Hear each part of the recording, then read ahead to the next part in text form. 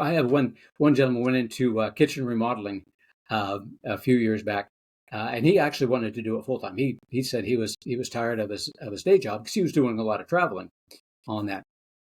So I put him into we went through the whole process, got him into a franchise. He left his job, got into his kitchen remodeling franchise. He just took off, and on that one, he was like rookie of the year the first year. But 3 years later, he said, "Okay, yeah, this was fun. I built it up. I'm ready to go." So we got his franchise sold for him, and then he came back to me and said, "Okay, I'm ready for my next adventure now. Let's go find another franchise." And we found another franchise for him. Welcome back to the Money Seed Podcast. My guest today is Greg Mohr from Franchise Maven. Greg is a franchise specialist and a franchise consultant. He has helped hundreds of people find the perfect franchise for them. Greg, welcome to the show. Gabe, thank you for having me today. It's an honor. Greg, you have a very interesting background. You have managed restaurants, dry cleaners, storage units. You have had all kinds of interesting jobs. How did you get into franchising?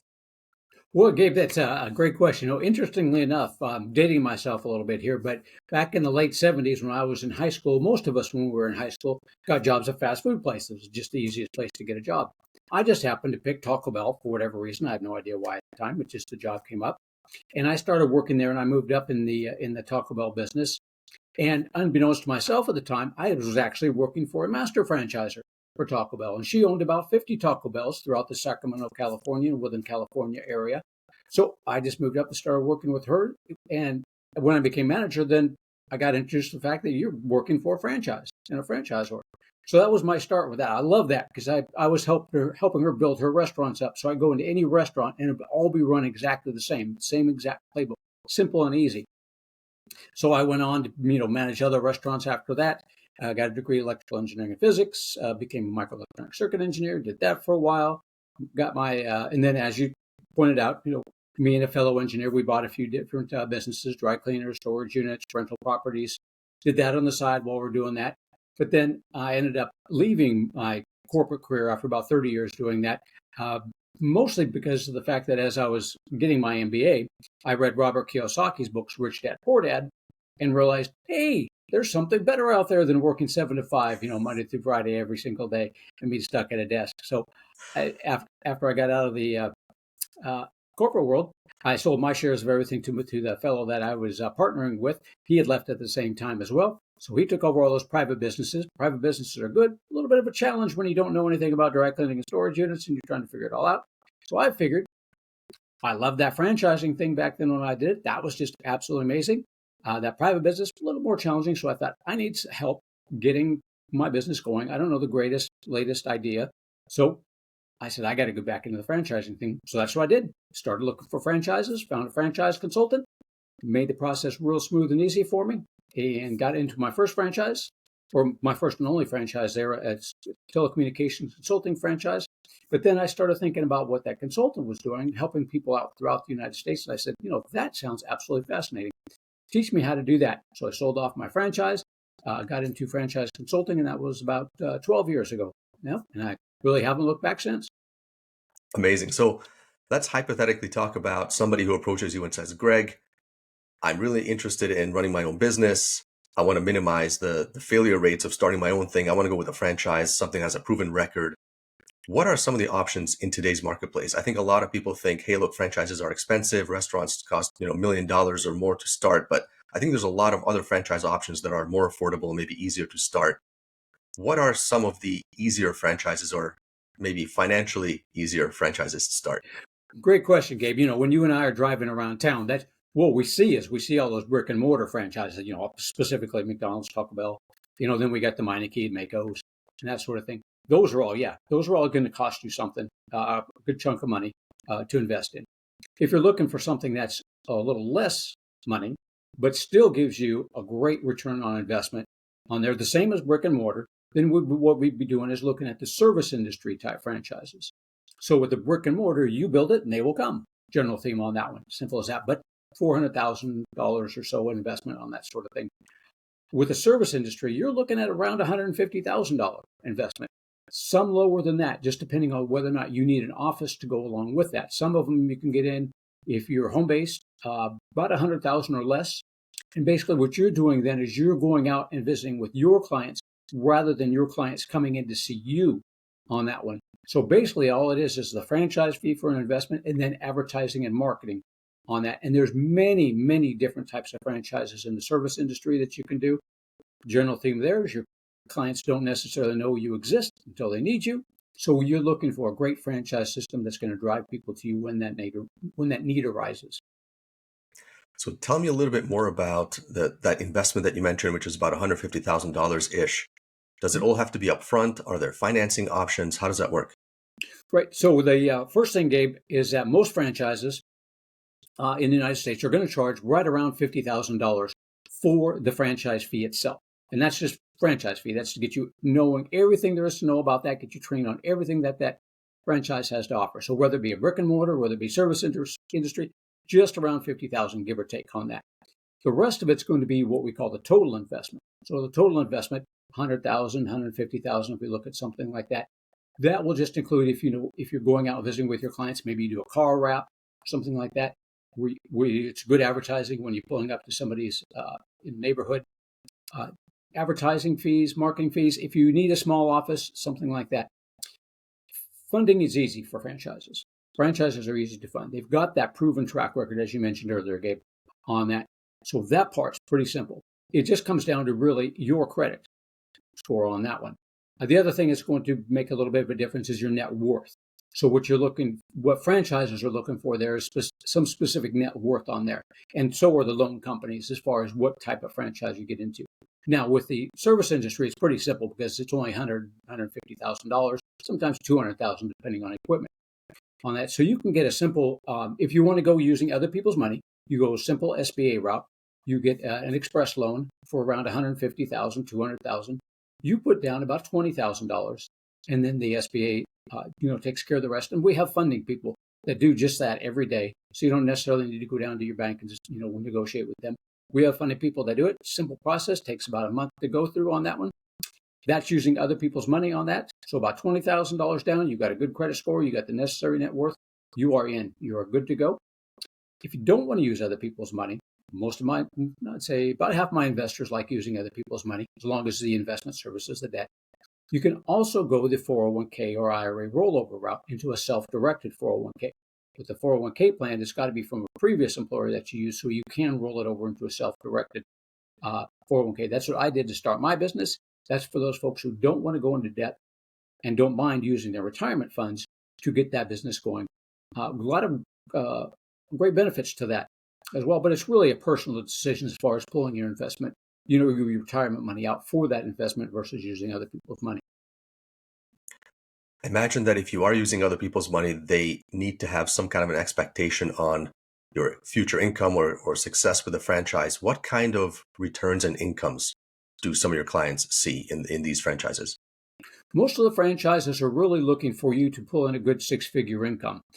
We turn a lot of businesses into franchises, and that's one of the things that I go over with them. If they want to attract people to their business, then what they need to show on their P&Ls is a good six-figure income on that, because that's really what people are looking for. Now, not all franchises do that.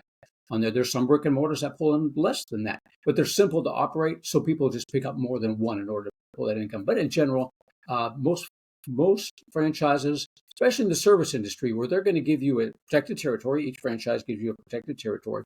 You're going to be looking at 200,000 people in your territory with a household income of 100,000 or more, so that they'll utilize your services. They've got the money for it. And you don't need, let's take an example. Say the senior care industry, for example, on that one. They'll give you a territory size of around 30,000 seniors. Okay, so of those 30,000 seniors, you bring in 50 of them. You now have 50 seniors into your business. You're probably bringing in gross revenues on that somewhere in the vicinity of about $1 million or so. And you're dropping, if you do it yourself, and again, franchises, you don't have to always do it yourself. You don't have to be full-time. You can be semi-absentee as well, hire a manager to do it. But if you do it yourself, run it yourself, you're probably bringing in 200,000 or so, dropping about 200,000 to the bottom line. Bringing a manager, and you run a semi-absentee 10 to 15 hours a week, you're probably bringing in around $150,000 on something like that.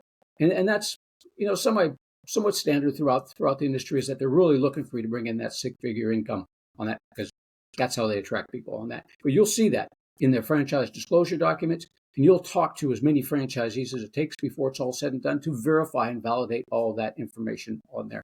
None of the franchises, if they don't collect that information on how much money their franchisees are coming in, they can't tell you that because the FTC has strict rulings. Federal Trade Commission has strict rulings on what can be said about making what they call an earnings claim. I'm not allowed to make specific earnings claims to specific franchises on that. They outlawed that a little while ago. Not going to throw me in jail for it. That won't nobody will work with me anymore. But you'll find out that information as you go through the process, as I take you through the process. And Greg, what are the success rates of franchises? I mean, typically, if you just go and open your own business somewhere, most businesses are not around after 5 years, right? The vast majority are not around after 5 years. In terms of franchising, what kind of success rates are you seeing? What I like to look for is about 85, 90% or better success rate for the franchise systems. You will find that information out as well, referring back again to the franchise disclosure documents. In those franchise disclosure documents, which is a breakdown of the franchise system itself, you'll see under item number 20 that they have a listing of the franchisees who are currently running the business, and then a listing of the franchisees who started running the business and are no longer running the business. So it's pretty simple math to just do it, and you figure out their success rate. Again, we like to look for 85, 90% or better on that one. Franchises really award people the opportunity to get into their franchise system and don't just sell it, because they want to make certain that those success rates stay up there. They don't want you to fail. It's not good for you, and it doesn't look good for them. So 85, 90% or better is what I like to look for. And you've helped hundreds of people find the right franchise for themselves. Tell us a little bit more about that matchmaking process, right? You start talking with somebody who's never owned a franchise before, and they say, "Hey, Greg, I want to own a franchise. I want to get into it." What kind of questions do you ask them? How do you help them find the right franchise? Great question, Gabe. So to start off with, the very first phone call I have with people is letting them ask anything they want about me and about franchising. And then I'll kind of get a general idea of what they're looking for in a franchise system itself. I want to make certain that their expectations are realistic on that. So some of the questions that I do ask them, what I'll do is I'll send out a questionnaire at that point in time. After that, we'll get back on the phone. We'll talk half hour, all about them. It's all about them for a long time.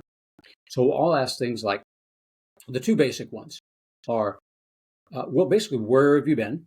So I'm looking at, when I say where have you been, what kind of skill set do you bring to the table on that? So that way I know which franchises are we looking for people like them. Then where are you at now? So where are you at now as far as what are you comfortable investing in a franchise? Not necessarily how much you have to invest in a franchise, but what are you comfortable investing money-wise in a franchise? How much time do you have to invest in the franchise? You want to do this full-time? You want to do the semi-absentee, 10 to 15 hours a week semi-absentee, something like that. And then I'll ask, where do you want to be 5 to 10 years from now, so I can formulate franchises that'll fit their goals on that. And then some of the other questions we'll go into is, amazingly, not too many people know exactly what industry they want. I got a few of them that do, but they know what they don't want on that one. So one of the questions I'll ask them is, what industries do you want to stay away from that you just don't like at all on that? And then we'll go over little things like, do you like skilled labor, unskilled labor? Does it matter to you? Brick and mortar, service industry? So we go through quite a few different questions. In that way, when I get to know them as much as possible and what they're looking for in a great franchise system and what they bring to the table, I talk to the franchises I work with on a regular basis.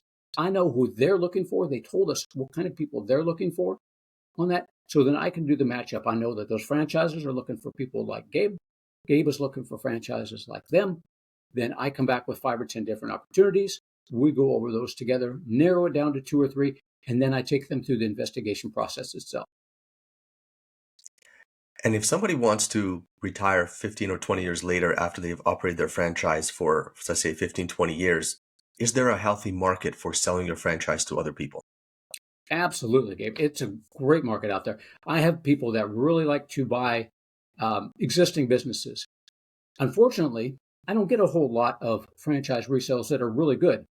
And what happens is that once you've built up that franchise and you've got it, going great, you want to sell it.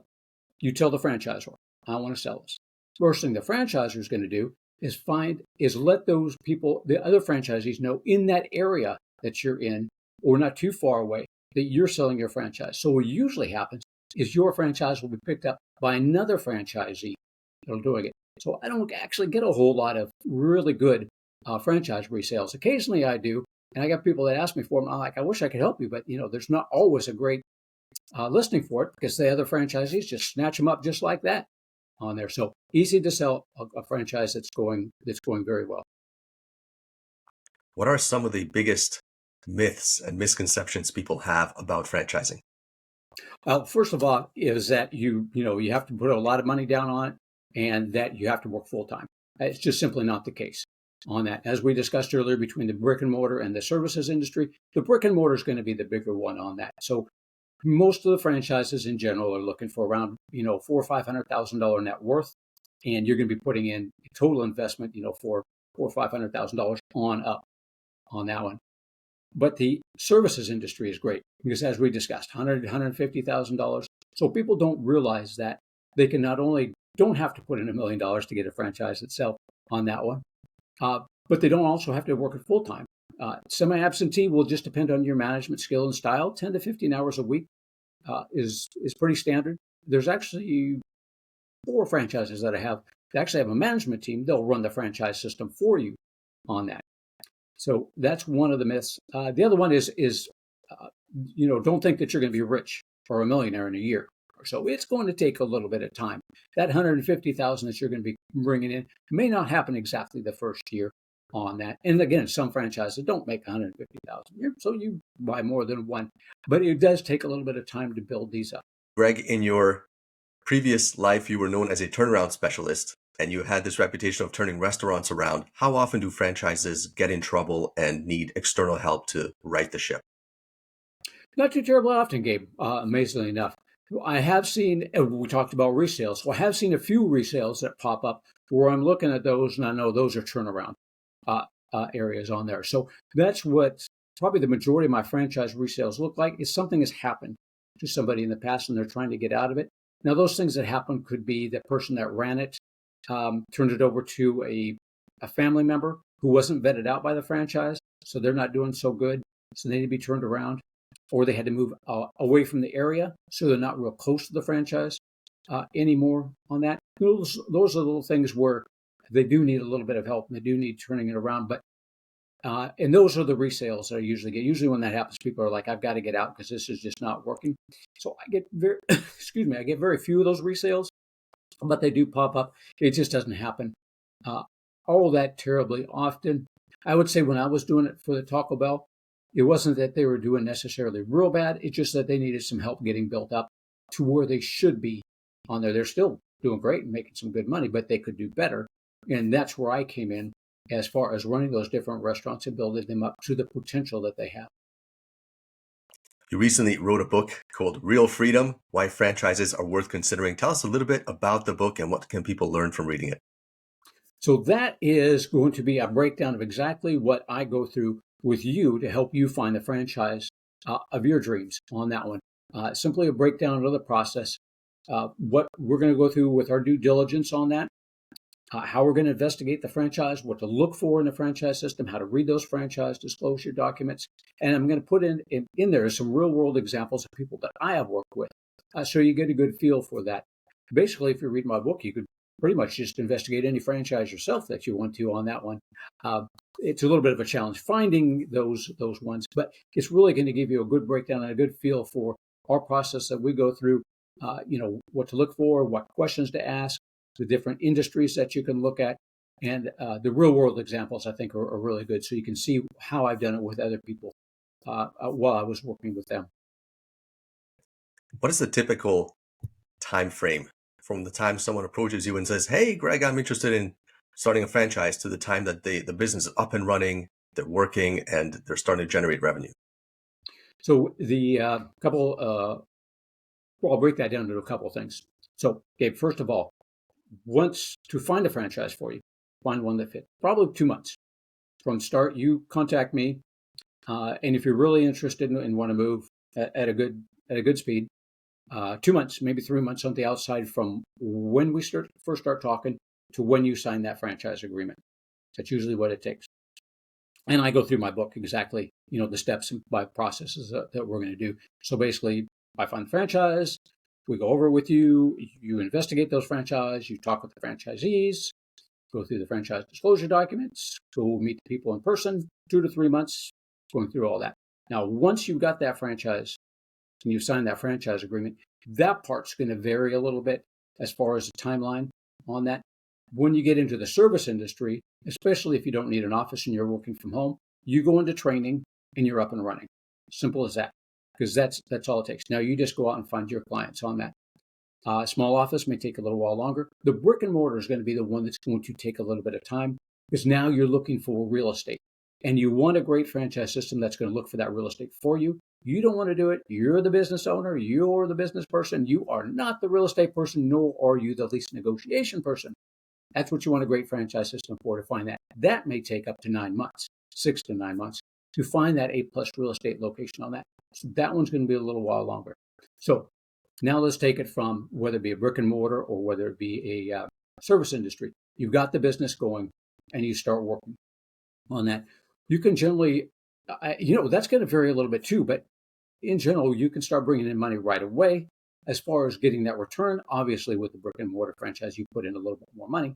So to get to the break-even point may take you a couple of years down the line. And that varies too. I would say if you're looking for something in the brick and mortar, look for something that has a membership model and look for a franchise that's going to help you build that membership, because you could have a huge membership even before you open. Now you've got all that money coming in already. So that's going to get you a return a lot quicker. With the service industry, it's not unheard of for the first year you just start raking in, some good, decent money. If you're a good go-getter on that and really go out and do it, or you hire a manager, if you want to do a semi-absentee that does it, the first year you can be bringing in some good money on that one. Excellent. Tell us a little bit about some of your favorite success stories, clients that just approached you and are now, a few years down the line, are doing amazing things. I have one gentleman went into kitchen remodeling a few years back, and he actually wanted to do it full time. He said he was tired of his day job because he was doing a lot of traveling on that. So I put him into we went through the whole process, got him into a franchise. He left his job, got into his kitchen remodeling franchise. He just took off, and on that one, he was like rookie of the year the first year. But 3 years later, he said, "Okay, yeah, this was fun. I built it up. I'm ready to go." So we got his franchise sold for him, and then he came back to me and said, "Okay, I'm ready for my next adventure now. Let's go find another franchise." And we found another franchise for him on that, which was just simply amazing on that one. He really took off. I had another one that went into the senior care business. He did the same thing. About 3 years later, almost the same thing. About 3 years later, he said, "This one's running like clockwork. I mean, I don't even need to be there at all. I've got plenty of time. I want to try something else as well." So we found him another franchise in addition to the senior care franchise that he was running, because he got it. Just, some of these franchises, most of them, you can, once you get them running, even if the franchise wants you to do it full time, if you got them running like clockwork, you just hire a manager to do it. And you could just kick back. As long as you've got that good manager, you're good to go.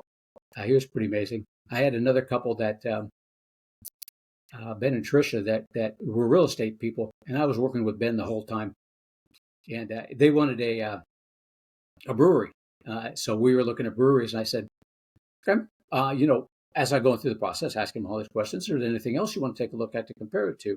And since they're real estate investors, I said, services industries are real good because there's a lot of essential services that people need: plumbing, electrical, HVAC, that never go away and that always going to be there. Doesn't matter if you got COVID, doesn't matter what the economy is doing. It's broke. You got to fix it, and you got to fix it now. And they're like, "Okay, yeah, we'll take a look at those on that." So Trish was kind of in the background during all this, but they started talking to one of my electrical services franchises, and Ben said, "Yeah, that one. I like that one even better than brewery, because brewery is going to be like $500,000 to build." And they said, "We like going to breweries, but well, that's a lot of money to take a chance on." Where the electrical services was, I think that was like 185, 190 or something like that to get into. So Ben said, "That's it. We're going to hire a manager. We're going to do that."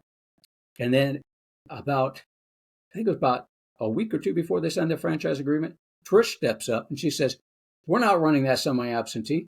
I can do that. I can see myself doing that. I'm going to do it. So Trish took over, and she wanted to run it full time. And now they're rookies of the year this year, and they're just doing simply amazing on that. So it's always fun hearing stories like that and watching my people grow. Amazing. Where can people reach out to you to learn more? And are you active on social media? Yes, I'm very active on social media.